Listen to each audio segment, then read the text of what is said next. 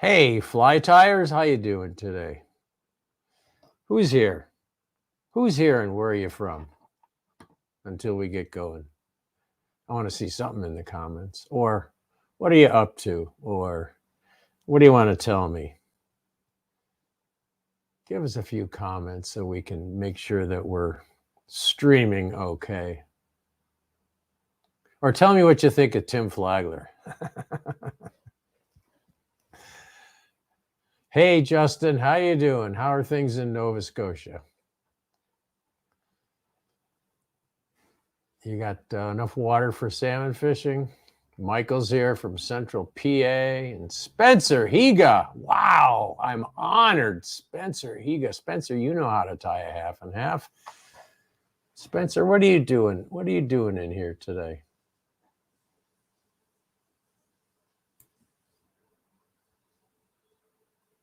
Ed from Saratoga Springs, almost my neighbor. Hi, Ed. Chris Wood. Tom from St. Louis. Alfred from Mass. Where's our international people? Southern California. South Georgia. North Alabama. Wow. Roger Bird is in the house. Roger and Irma had a great time on the North Fork last week. All right. So, South Wales. There we go. We got some international. And Patagonia. There we go. And Newfoundland. All right. And Scotland. Okay. So we have people from all over the world here today. And that makes me so nervous that people from all over the world are watching this silly thing.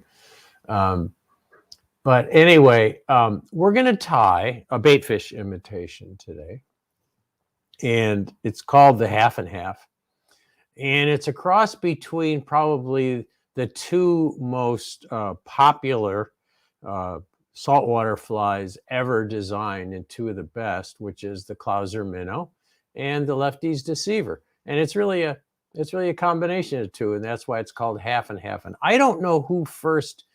I'm not quite sure who first tied this fly, but it just makes all the sense in the world to combine the saddle hackles of a Deceiver with a Clouser Minnow.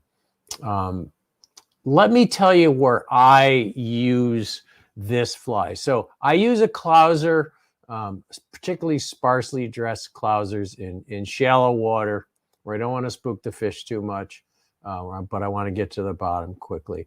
And I use a Deceiver usually in more open water where I want the fly to have kind of neutral buoyancy. I want it just to ride with the current and not dart and dive, but just swim straight and kind of just sink slowly with the current. And the half and half, in my view, just where I use them, is where I want a fly that sinks, but I want a bigger profile. I want to catch the fish's attention. So this is a fly I will reach for if, say, I'm fishing sinking lines over deep water, for whether it's striped bass or pike, or largemouths down deep in a reservoir, and I want to imitate a baitfish. I want a broader profile.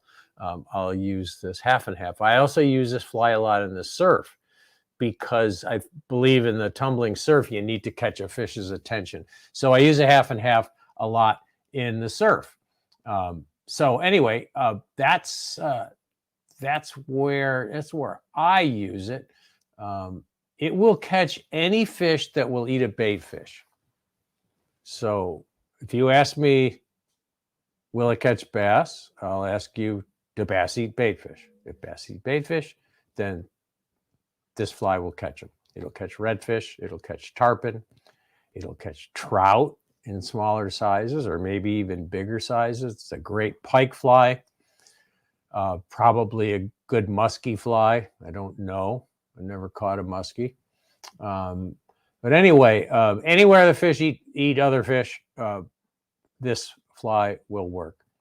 And you can tie it as big as you want, like a 3-0 or a 4-0, or you can tie it down to maybe a 6 or an 8 you know, you could tie these. You could tie these pretty small. The smallest you can tie a Clouser Minnow with a really tiny.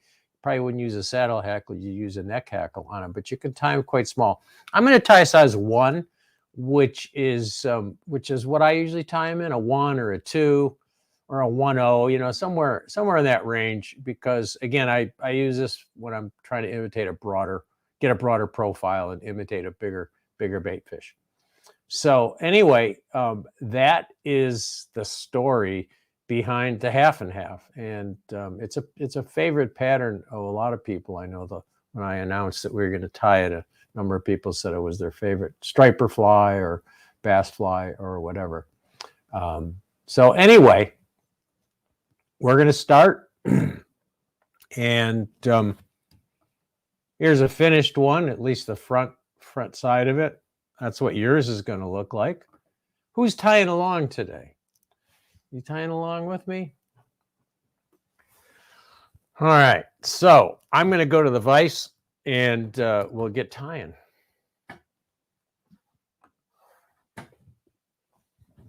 So the first thing that we're going to need is a hook and thread and some eyes. So I'm using 3/16" red pre-painted eyes. You could use a smaller eye if you want, or a larger eye, depending on how fast you want the fly to sink. But I find 3/16" or the medium size.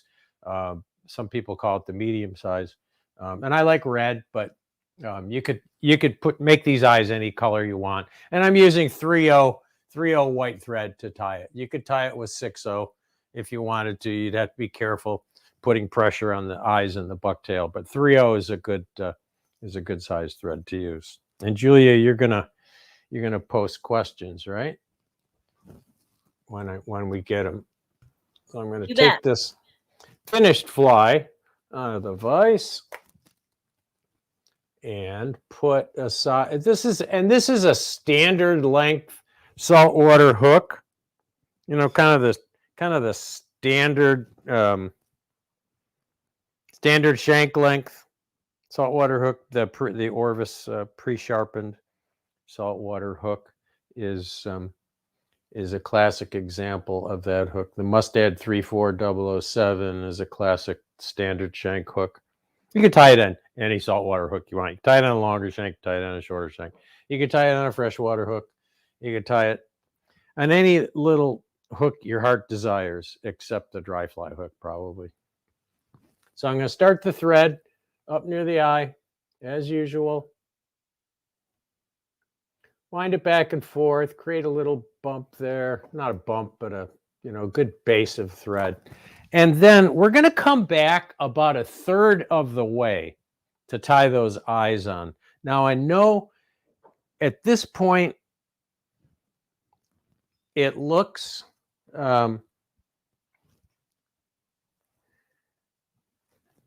just hang on a second. I have to mute myself and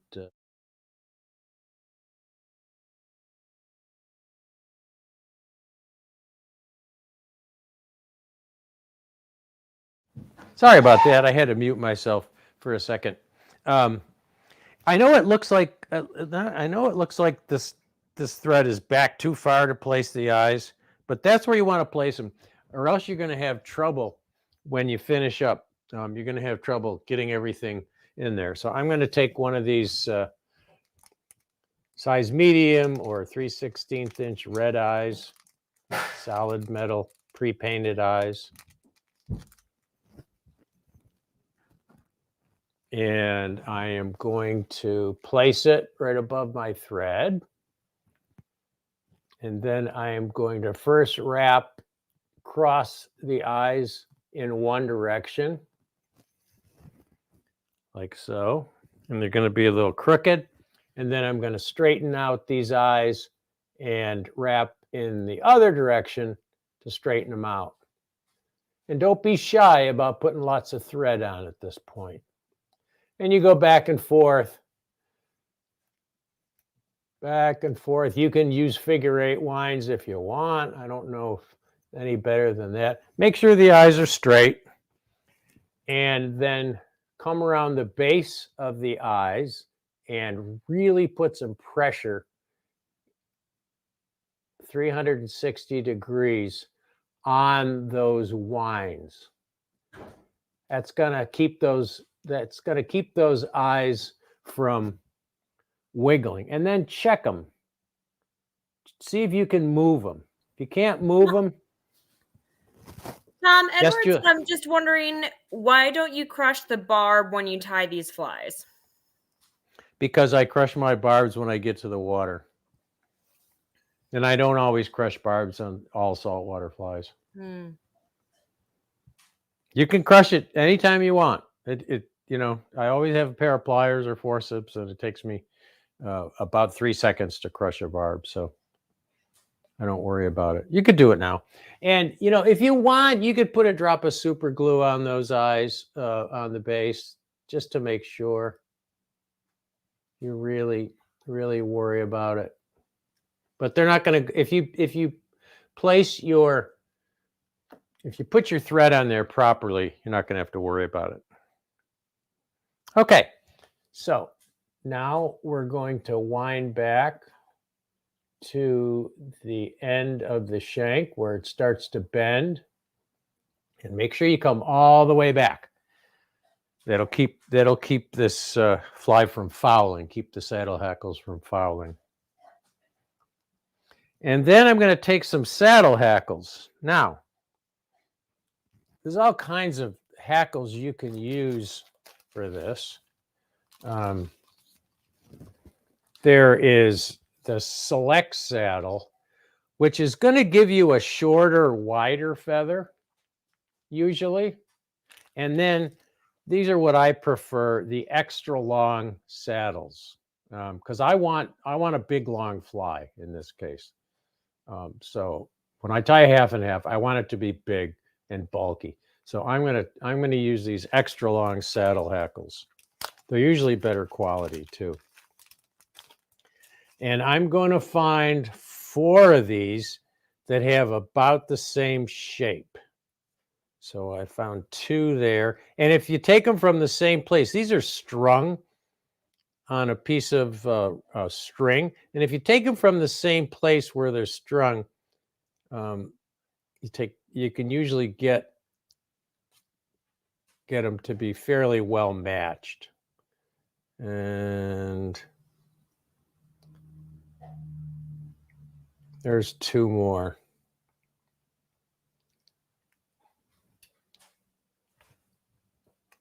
So I have 4 saddle hackles.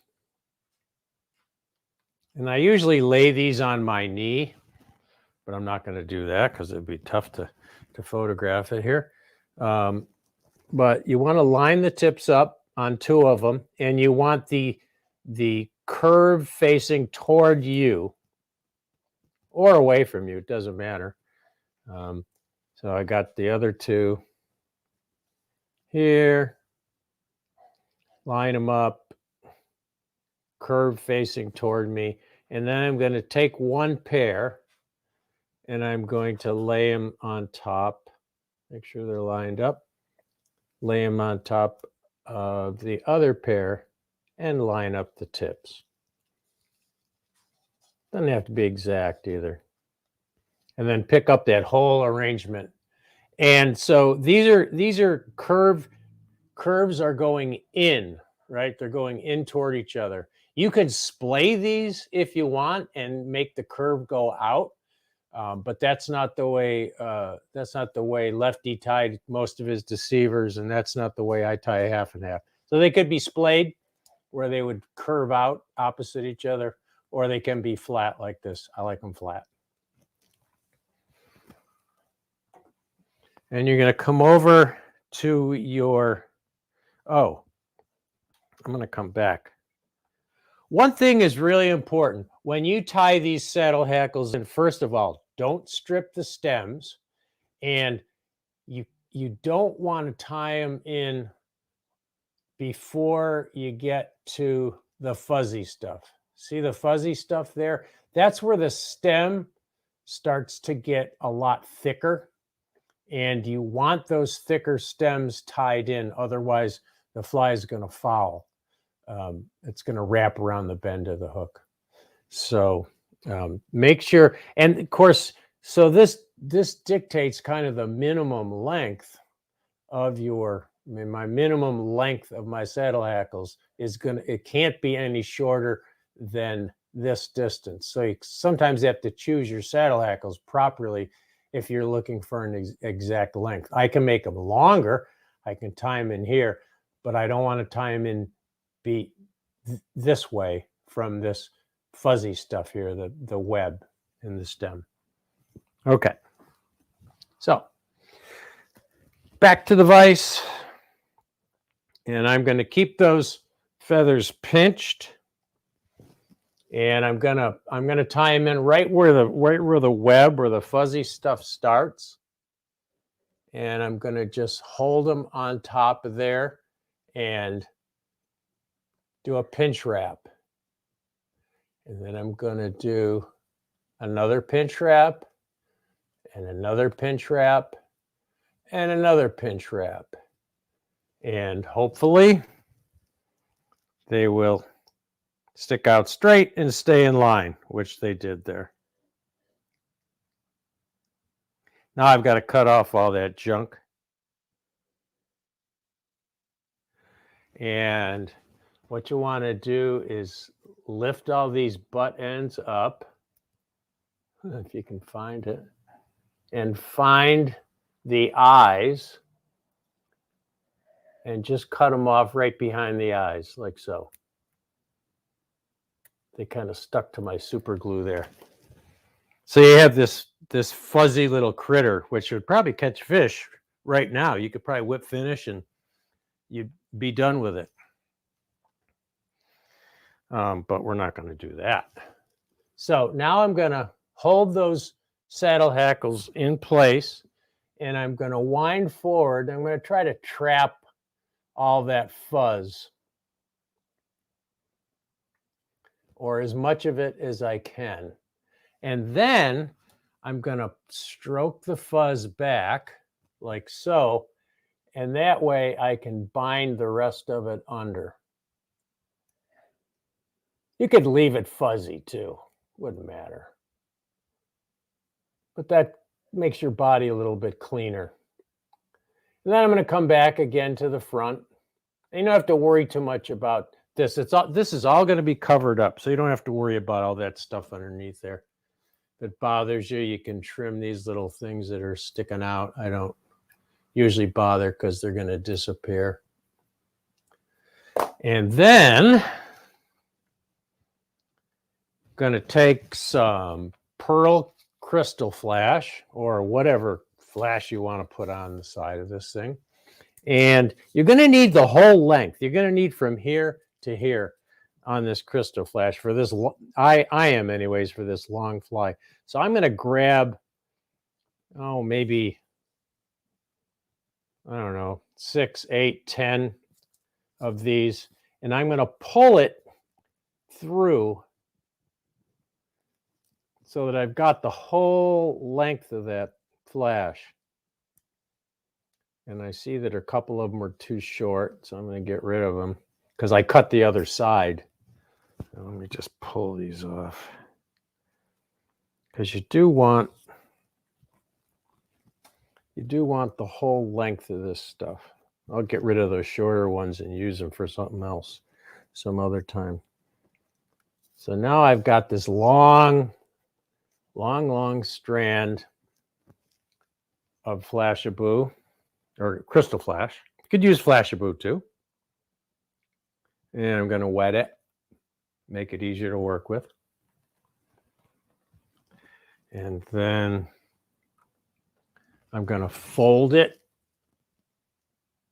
over my thread, find the midpoint, and wind back on top of the hook shank at first, wind back over that. And then when I get close to the end, I'm going to split these in two and run them down each side. so that I get like a lateral line going down the side. And then I'll trim them a little bit shorter than the wing. I'll show you what that looks like. I'll show you the rest of that. So they're going to go just about to the end. They could be shorter. I don't like them longer than the wing, but they could be shorter. All right. Now I'm going to go forward.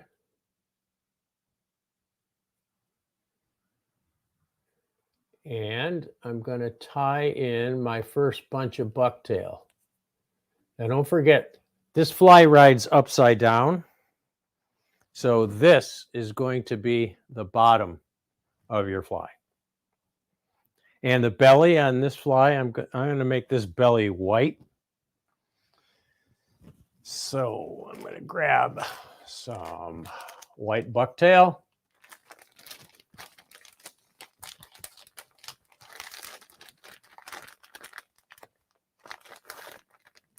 Got a couple of them in there.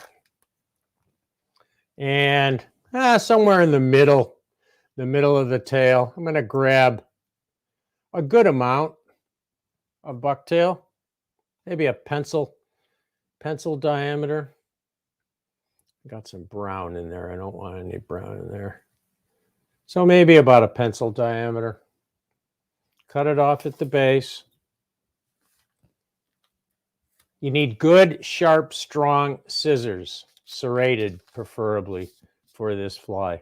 And I'm gonna make sure there's no super long fibers and at the tip, and then I'm gonna hold this hair at the tip, and I'm gonna pull out all that, the shorter fibers and the fuzz and all that stuff. You can comb it if you want. You don't have to. You can usually pull it out with your fingers. So now I've got my nice bucktail. And you don't want to stack this. Bucktail is tough to stack anyway, but you want it a little bit tapered. So you don't want to stack it. All right, so back to here. I'm going to lay this bucktail in so that it covers the first part of the wing and kind of blends into there. You can see where that's. Let me just turn this a bit. There. That's better. So you want that bucktail to flow into that wing, and there's two reasons. One, it gives you a better profile, and the other reason is that it'll help keep the fly from fouling, keep those saddle hackles from fouling around the bend of the hook. And then take 3 very tight securing turns, not immediately behind the eyes, but just a little bit back. And get that, put a lot of pressure on that. And then bring your thread in front of the eyes and a little bit back from the eyes, and fold that hair over the eyes, and then take some really secure turns right in front of the eyes and continue to wrap with a lot of pressure. Wrap forward a little bit. If you don't put a lot of pressure on it and you don't wrap forward a little bit, what's going to happen is when you lift this up to trim it, it's going to slip out from that thread and you're going to be mad at yourself. So I'm even going to take a couple more turns to make sure. Okay. And I don't like pre-trimming this bucktail on these flies because I find that I always miss it. And then it slips back out from under the thread, and then I got to start over. So I don't like pre-trimming. I'd much rather trim this once it's in place. So I've got that bucktail in place. I'm going to lift up, make sure it's clearing the eye, bring my scissors in, and using the inner part of your scissors, because bucktail is hard stuff to cut. I'm going to cut it at a little bit of an angle here, like so. And if you got a few sticking out over the eye, you can just come in and clean them up.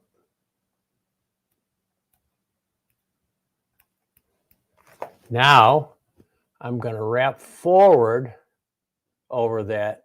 This is the part where it often slips out and then back. So that's secure. That bucktail is not going to come out. All right, so I'm going to come back. I'm going to cross underneath there and come back to where I first tied that wing in and put a little crystal flash throat. And for that, I'm going to use some red crystal flash for the gills or the throat of this thing. And I'm just going to get maybe a dozen fibers or so. Cut them. Wet them.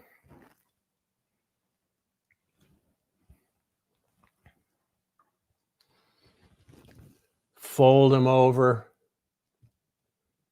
the thread, bring it back down there, go back over a couple times, make sure it's centered, and then you can just trim this as long or as short as you want. I like it fairly short, just enough to imitate the little flash of the gills on the fly. And now you're going to turn it over to tie the back of the fly. So just flip your vise over and good idea to bring that thread forward first. I'm going to change my camera angle a little bit here and refocus. Now I'm going to tie in the back of the fly, and this is going to be Chartreuse Bucktail. You could make it any contrasting color you want, or you could also make it white and make an all white one. Chartreuse and white is a great color combination for saltwater fish especially, but for lots and lots of fish. And I'm going to get about the same amount of bucktail.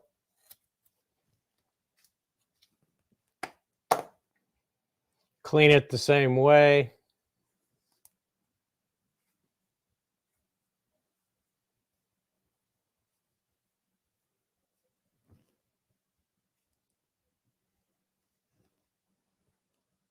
Lots of fuzzies in there.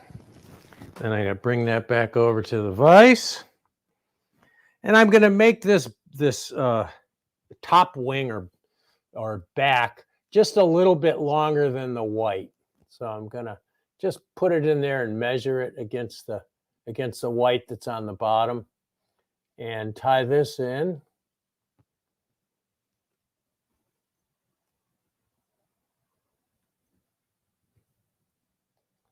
Nice, really tight, secure turns. Take a couple turns forward. Really, really tight. And then trim that off the same way that I did the bottom part. Pull it up, bring your scissors in, trim it off. Even it up a little bit so you don't have a lopsided head. Heaven forbid.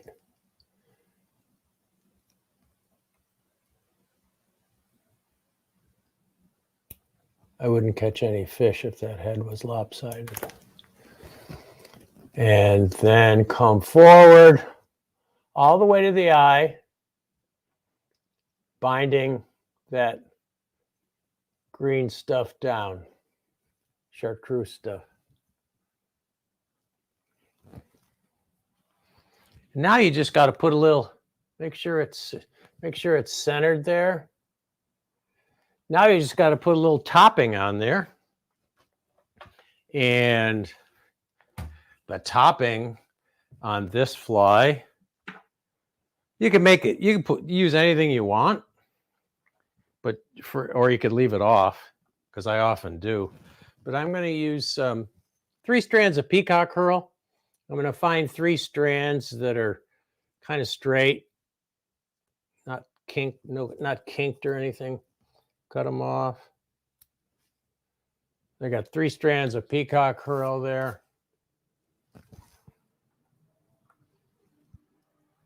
Line them up if they're not already lined up,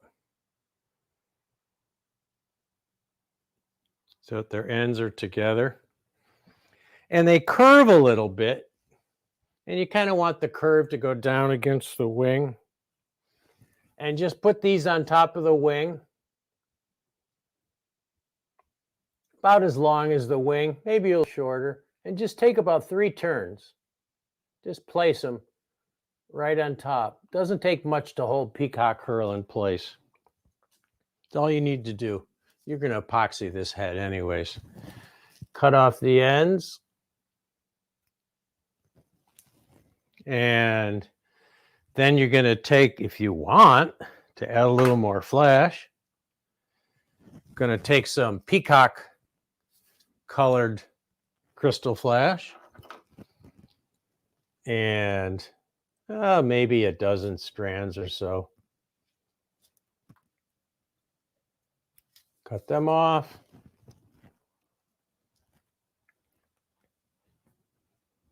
Wet them. Always wet crystal flash. Tom, Much easier. Jacob's asking if the peacock curl breaks off easily. Yeah, it does. But the crystal flash doesn't. And then I'm just going to tie that flash in there and trim it off about the same length as the peacock herl. So if peacock herl breaks off, it's actually surprising. The peacock herl is surprisingly more durable than you might think. It stays in place for quite a while. And then just wrap forward. And if you don't wrap too much, and once you epoxy this, you can actually get that line to extend right into the head of the fly. And I see a little hair there that I want to clip off. Surprised nobody bugged me about that. And I'm going to whip finish.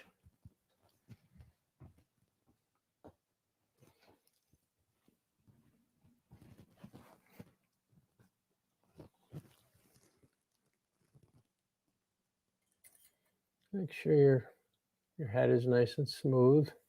And then whip finish, working back toward the eyes.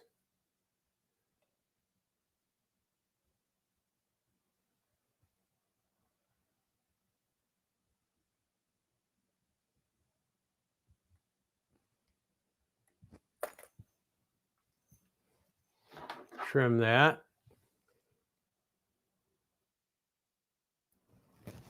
And then you're all set to coat the head. And this is a fly that I like to use UV Cure epoxy on, because it's all exposed. I don't have to worry about it. I don't have to worry about hitting it with the light. And I like to use the Flow variety of UV Cure epoxy. The reason I like the Flow is I want it to flow back into that bucktail to make sure it stays in place. Tom, we have a question from Mark asking if you even out the Chartreuse Bucktail on each side of the hook. You tie it on the top. On the top. Oh, yeah, you do. Yeah, you do even it out. You do even it out. You try to get it centered. Yep. So I'm gonna put a fair amount of flow in there because I want it to flow. Want it to really flow into that wing and secure all that bucktail so it doesn't come out. And then hit it with the UV light.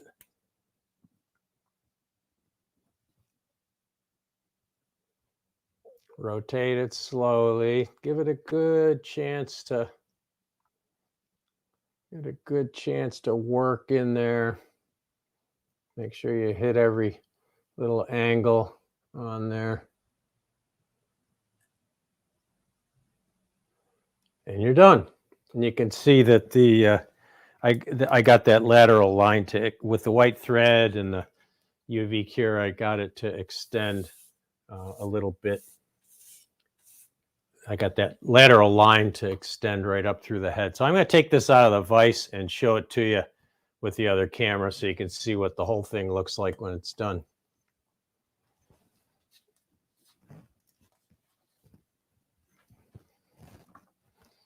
So there's your half and half. So half Deceiver on the back and half Clouser in the front. Deadly fly. Usually you want to kind of take this stuff and center it. Doesn't matter for fishing, but when you're looking at it, you kind of tie it on one side, so you want to center it. And that's a half and half. It's a great fly for bass, for freshwater, for saltwater, for anything that's going to eat a bait fish. So that's it. Questions? Hooks, steel or stainless? I'm not sure, Warren. They're saltwater hooks. I think they're stainless. Sometimes they're plated, tin plated. Sometimes they're stainless. I'm not sure. You can tie this on a freshwater hook too, if you want.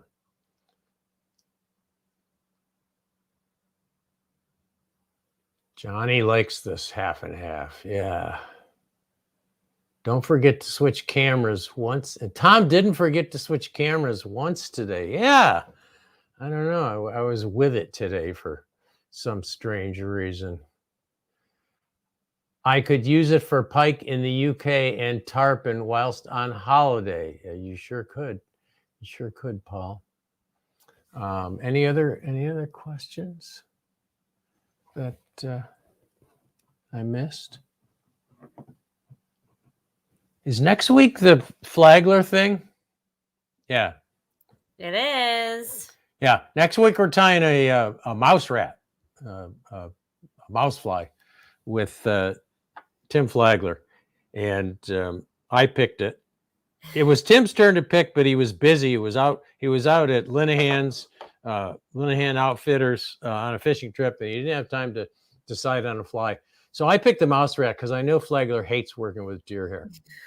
So maybe I have a chance. And I like working with deer. I like working with deer hair.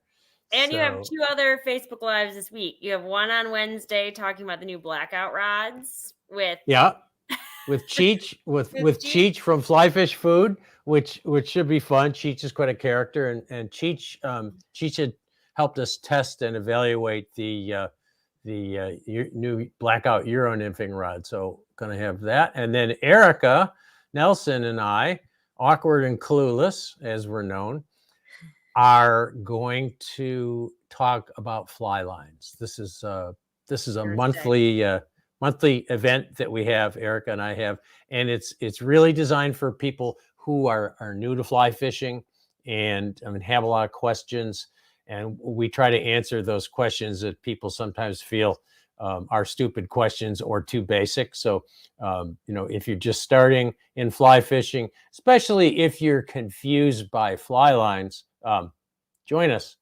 on Thursday. So lots of Facebook Lives this week. Daniel says, wish I could buy that fly from you. You could buy it, Daniel. $500. It's yours.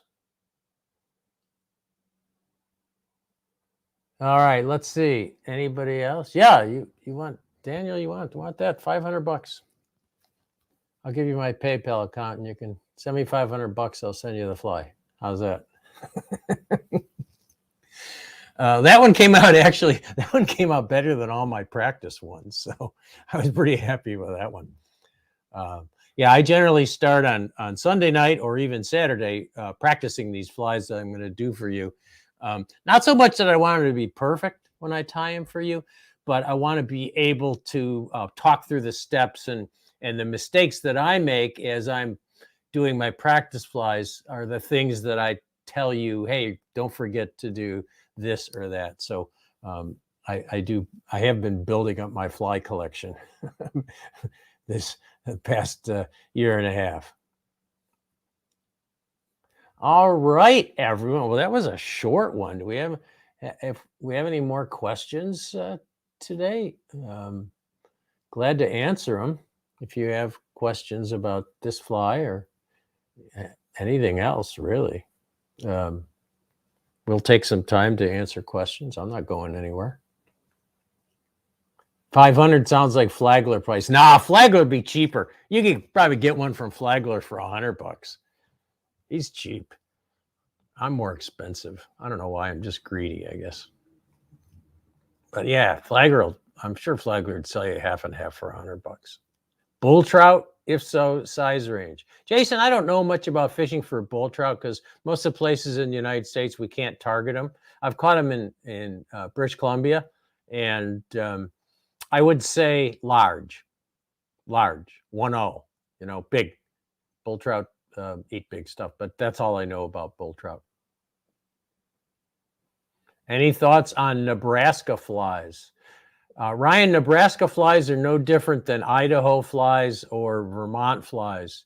Bass are bass, trout are trout, and carp are carp, and whatever's going to work anywhere else in the country will work in Nebraska.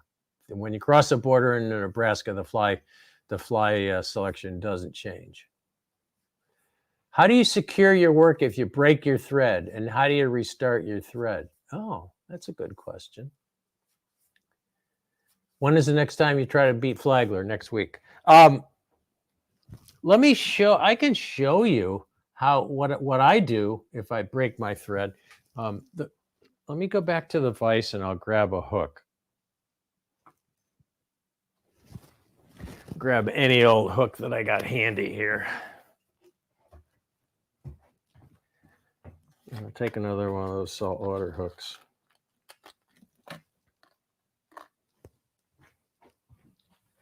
And you want to have a pair of hackle pliers or a little clamp available whenever you're tying. One of Flagler's little electrical clamps or just a pair of hackle pliers. So I'm going to put some stuff.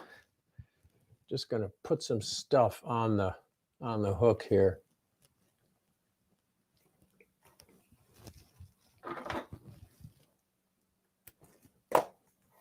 Just take this green stuff and tie it on here.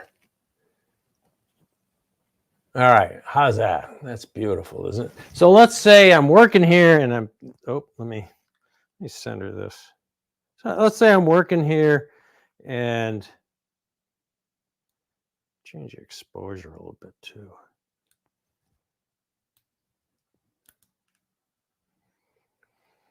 Let's say I'm working here and I break my thread. I don't even know if I can break this 3/0 thread, but let's see if I can break it.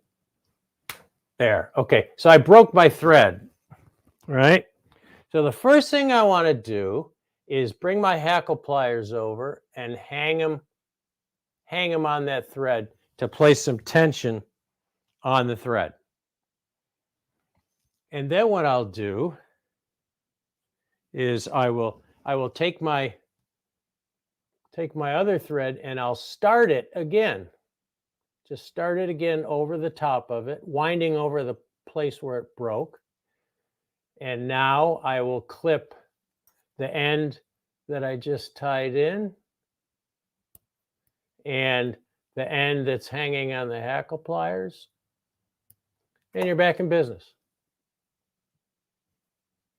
So that's what you do. That's what I do anyways, if I break my thread. So I hope that helped. How many fish have you caught with the half and half? I don't count fish, Victor. I have no idea. I've been using it for a long time. I have no problem throwing a number 1 B10S with medium eyes in this pattern on my 6 pound, 6 weight. Yeah, you shouldn't. If you could go back and give yourself one piece of fly fishing advice when you just start out, what would you tell yourself? Sit back and observe before you get in the water. It's probably what I would tell myself. Enjoy the day and take a look at what's going on before you jump in the water. What other questions? I think you could adapt it easily for bonefish in a smaller size. Add some legs, and it should do the trick. Yeah, Paul, bonefish do eat a fair amount of baitfish, especially big bonefish. Big bonefish eat a lot of gobies and other baitfish. And you could absolutely use this for bonefish, especially for bigger bonefish, because they do eat a lot of baitfish, more baitfish than we think they eat. Any other questions? Did I miss any, Julia? I don't. What size hook for 6 weight? Oh, for a 6 weight, I would use I think you could get away with a 4 or a 6 on a 6 weight or an 8. You could even fish this size 1 on your 6 weight. It would just, it's more the, it's not the hook size. It's more the weight of the eyes and the bulk of the fly. But you could even fish this one I just tied on a 6 weight. You'd be kind of lobbing it, you wouldn't want to cast it 70 feet, but you get it out there. I like that fish pic behind you. Oh, that's by my friend Tim Johnson. Tim Johnson Galleries. Tim is the guy who burned the beautiful fish in the cork of those special Helios rods last year. He's a great fisher, great artist. Do you fish this fly in rivers? I do sometimes, Damon, for large trout or smallmouth bass. Yeah, I fish it in rivers. Mm-hmm. How to deal with lodges that spent your deposit and now don't have the money to refund it? Chris, that's not a question I can answer. I take that up with the lodge owner. If it was an Orvis endorsed lodge, then I'd take it up with Orvis Travel, but I can't help you there. Have you been lately fishing? Not much, Roger. We unfortunately, or fortunately, I guess, we have had a July of constant rain. In fact, we had some severe flash floods that did some property damage in our area over the weekend.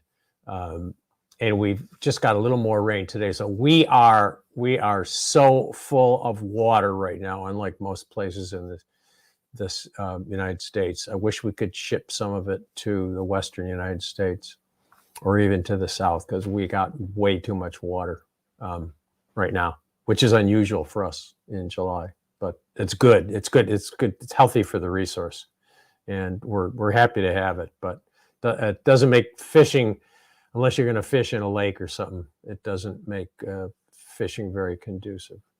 I've had to fish Lake Champlain lately, and Lake Champlain annoys me. The carp in Lake Champlain are very difficult to catch. And I have fished Saratoga Lake unsuccessfully, I might add. I was looking for carp, and I think I was at the wrong end of the lake. Anyway, okay.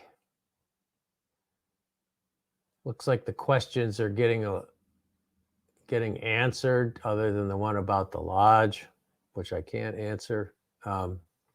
Just want to thank you all for tuning in. We love your questions. Great questions. It's fun to be here with you.